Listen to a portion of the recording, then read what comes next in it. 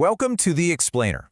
So I want you to think back, or hey, maybe you're right in the middle of it right now, to that universal, heart-pounding anxiety of approaching graduation. You know the feeling, right? You're standing at the edge of the rest of your life, everyone keeps asking what you're going to do next, and honestly, you might not have a single clue. It's incredibly overwhelming to just stare out at this massive landscape of potential careers and have absolutely no idea which path has your name on it. Well, today, we're decoding a fascinating framework designed to completely eliminate that anxiety. We're going to build a roadmap to your future, and we're starting from the inside out. Okay, let's just dive right into this. The entire foundation of the concepts we're unpacking today basically rests on three remarkably high-stakes questions. Question 1, who are you? Question 2, what does the market actually need right now? And question 3, how do you plan to connect the two?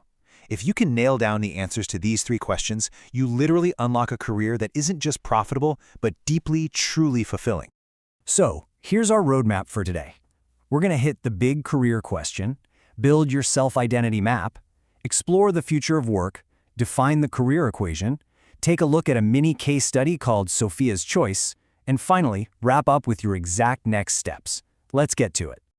All right, Section 1, the big career question and finding your path. Trying to make a lifelong career choice without a structured framework, it's literally like trying to navigate a brand new city with zero GPS. Total nightmare, right?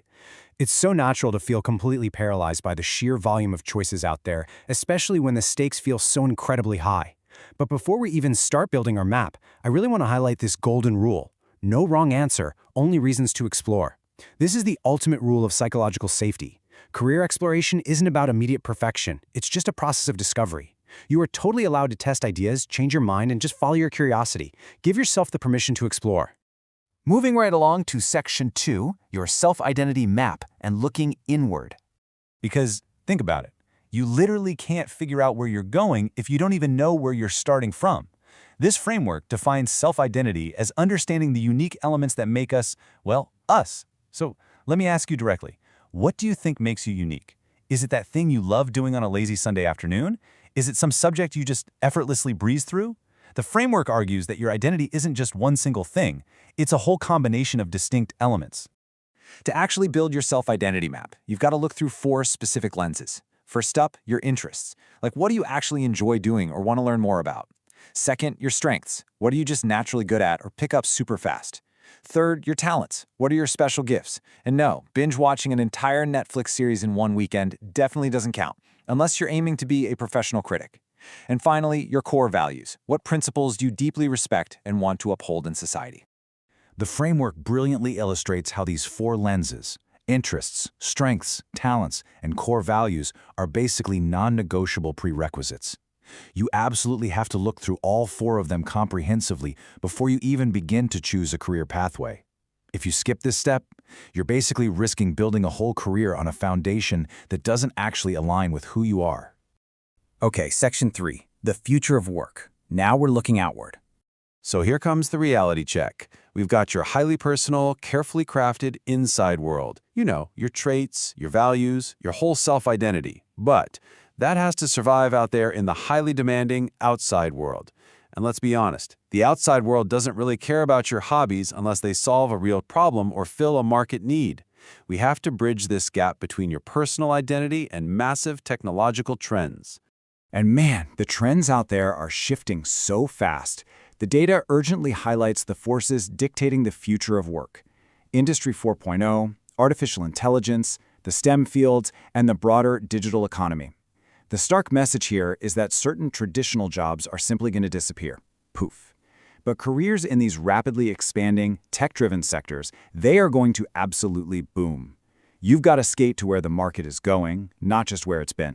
Which brings us to Section 4, the career equation, finding the intersection. We've looked inward, we've looked outward, and now we need to find that intersection.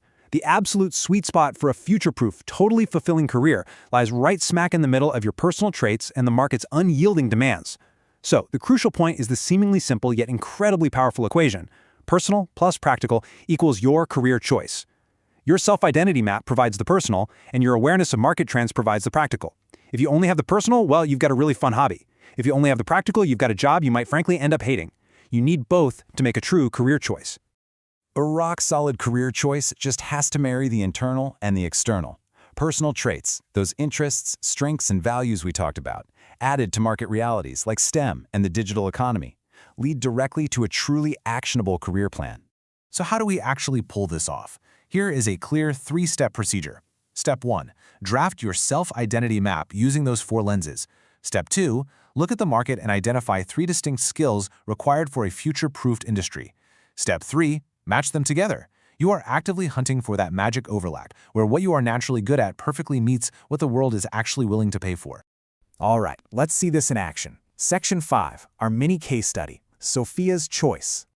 Okay, check out Sophia's profile. Internally, her traits: she loves math, science, and tech. She's a natural problem solver, she's actually a really brave public speaker, and a core value of hers is wanting to help society. Now, let's cross-reference that with external market needs: STEM, AI, and the digital economy.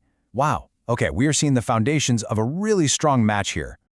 Now, what's really great about this case study is that it doesn't just hand you the answer on a silver platter. It challenges you to actively evaluate Sophia's profile rather than just passively sitting back and absorbing information.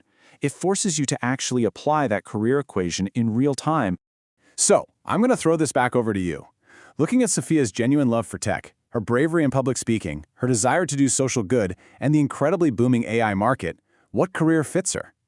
Actually, scratch the obvious she should be a coder idea. Maybe she's a high-level tech advocate, an AI ethicist, or an entrepreneur building digital solutions for real-world social issues.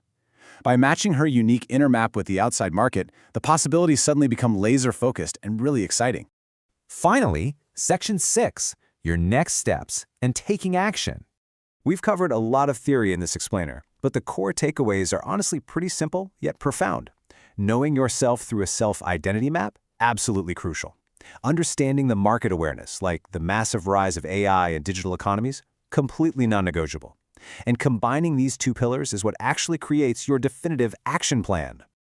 Before we go, let's end with a brilliant concept called an exit ticket. It's a great way to evaluate your understanding before you log off today.